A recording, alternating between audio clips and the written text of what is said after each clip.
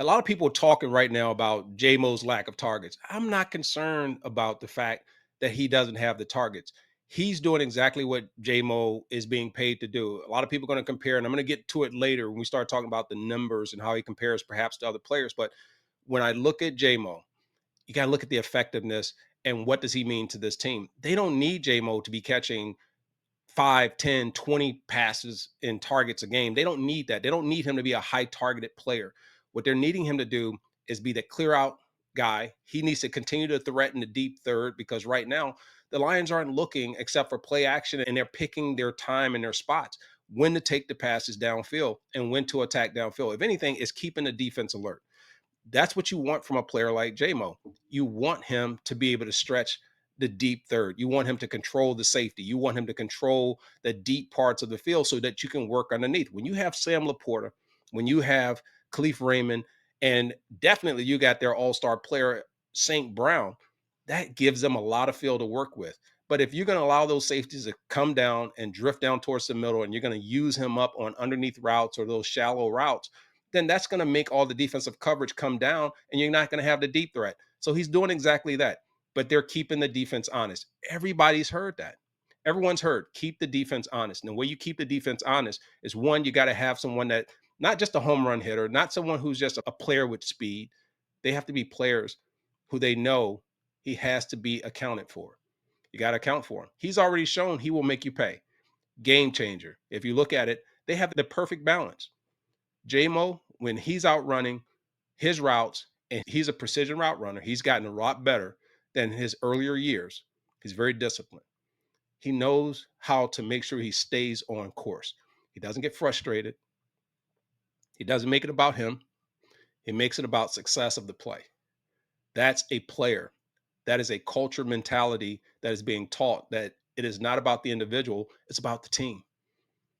They've taken care of him. A lot of people say, gosh, they've given this guy a lot of money.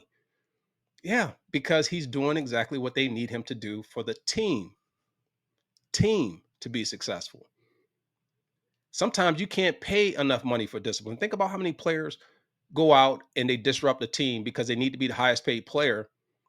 They need to be the one that's in bright lights and shining. And yet here we are, we have a player that's doing exactly what his coaches are needing him to do. Be available when we need you to be available. Make the big play when the big play is there. And then when you're inside of the progression of the passing game, make sure that you are doing your part so that the other players that we designed to get open and methodically move the ball down the field. So when people want to talk about JMO and they want to make some comments about what's happening to him, why they're not using him more, I think you can always use your home run hitters more, but the plays have to be there. The opportunities have to be there. I'm not so much worried about that because he's effective. Look at what he's doing without the ball in his hand. He blocks. I specifically watch him because when you do have that home run ability, will you lose focus during the game? And he doesn't. He blocks on the perimeter. He's focused. I don't care if he's backside or front side. He's always in there trying to get the mix. Same with St. Brown. Same with all the other players. They play at one speed, and that's team speed. That's success speed. And I'm never going to argue against that. All right, so let's go on to another subject. When we talk about JMO, let's look at the comments. Some of the comments I've seen, they talk about Jameson Williams, and then you got Rashid Shaheed, who was an undrafted receiver. And in comparison from when they came into the league together, their statistics are virtually identical, almost the same. You got Jamo at 94 receptions, 1,619 yards, 11 touchdowns. Shaheed has 116 receptions, 1,844 yards, 12 touchdowns. So in comparison, it would definitely look like, wow, you're paying big numbers in the extension that you gave Jamo, and look at what he's producing compared to an undrafted receiver who was drafted at the same time. He's been in the league the same time he's been there. And their statistics are virtually equal. I would argue against that. It's all about the system and the scheme. If the scheme is calling for JMO to get more passes, he will get more passes. He will get more targets. And I said this earlier. I don't mind if he gets more passes. I want to see him target a little bit more. I don't mind if the Lions take a few more shots down the field, but not at the expense of just recklessly throwing the ball away. And I believe in taking shots, but I think this is a team that has been very methodical. They've been sharpshooters. They've been intentional. and they've been working in purpose. Why do you change that? Because even if he gets his numbers and they lose games and they have more turnovers and they have more inefficiency on third down, why would you want to have that happen just because you're paying a guy a lot of more money than what the perception is that he's getting out of, that the team's getting out of him? That's not the point. They're getting every bit of that money out of Jamo, because I'm telling you, this guy, as long as he's available, as long as he continues to make plays, that's all that matters to me. So when we look at the impact that he has on the game, I think he's worth the money. The money goes beyond statistics. Sometimes it's just chemistry, and it's about players being able to make other players better. And that's what I see with Jamo. He's able to make the offense better because they have all the pieces. You got your home run hitter in the offensive passing game in Jamo. You got your home run hitter with Jahmyr Gibbs in running the football. You got David Montgomery, who's a workhorse when you need those tough yardage, those down and distances. You need somebody to come in and be a different type of a back. Then you got St. Brown, who's anything and everything you need him to be because he's a superstar. And then you got, on top of that, I'll throw a little Sam Laporta in there for you. What are you going to do about it? Khalif Raymond, these other guys, now Tesla.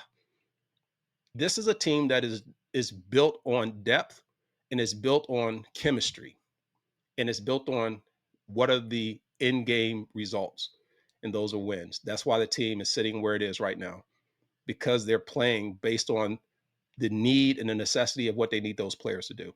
So I'm never going to argue against that. So let me give you my thoughts of what I think about the Lions so far, just the overall sentiment.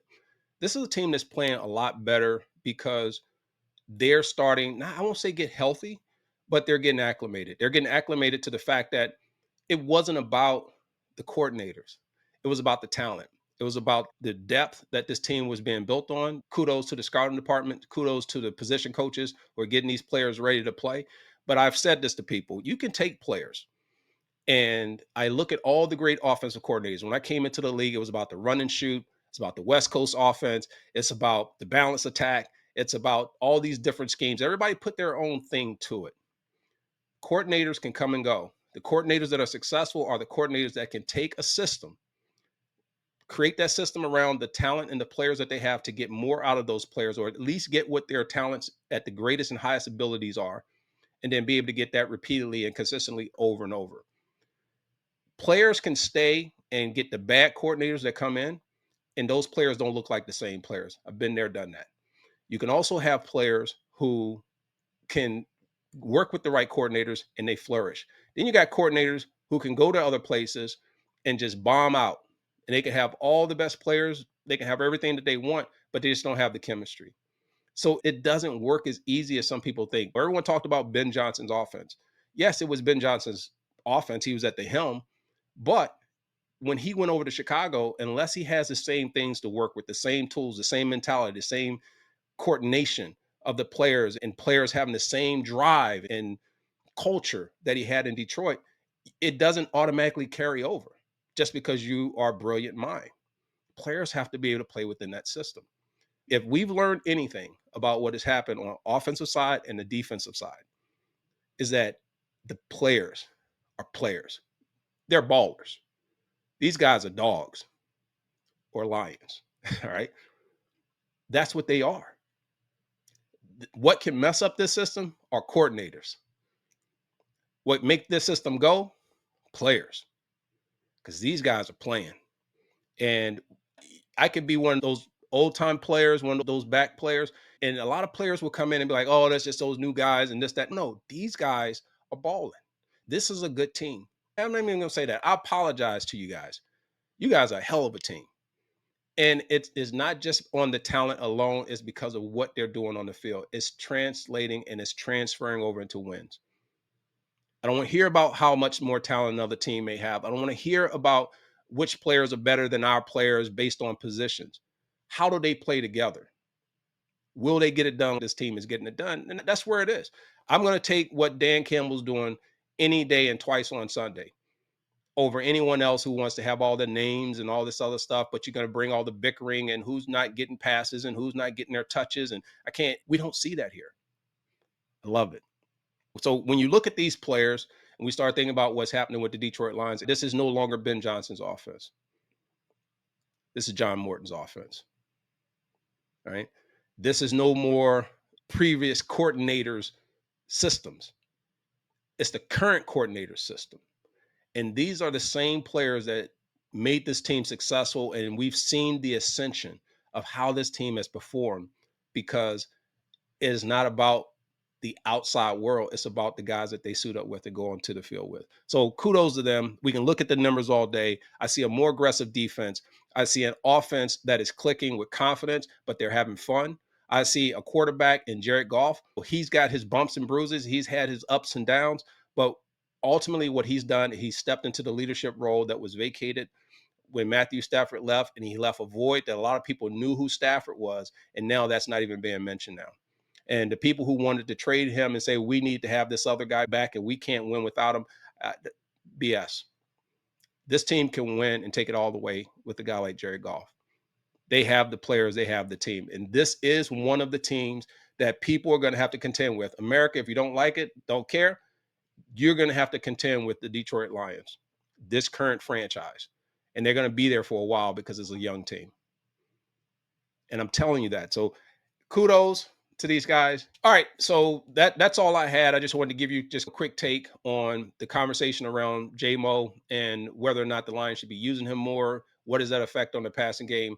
People counting his money and whether or not his statistics are worth what we're getting. I go 100%.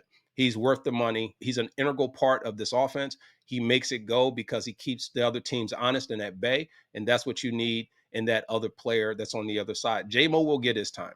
He will get his numbers. He will get his statistics. Not worried about that. If anything else, it doesn't matter what we think on the outside about him and what he's doing as a player, is what his value is to the team. And the team has said he's worth an extension and he's worth the dollars.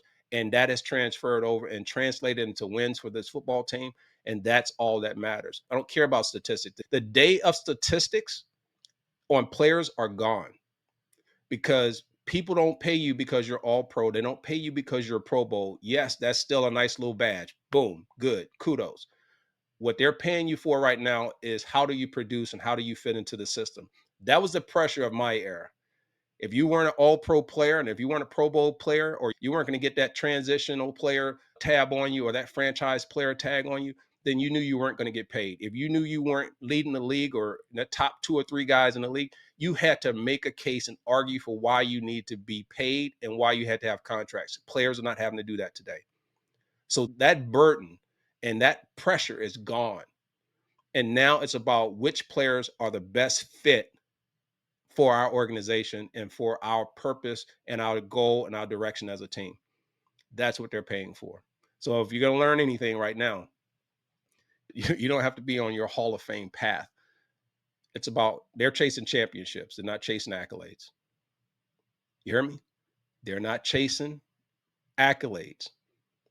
This team is chasing championships.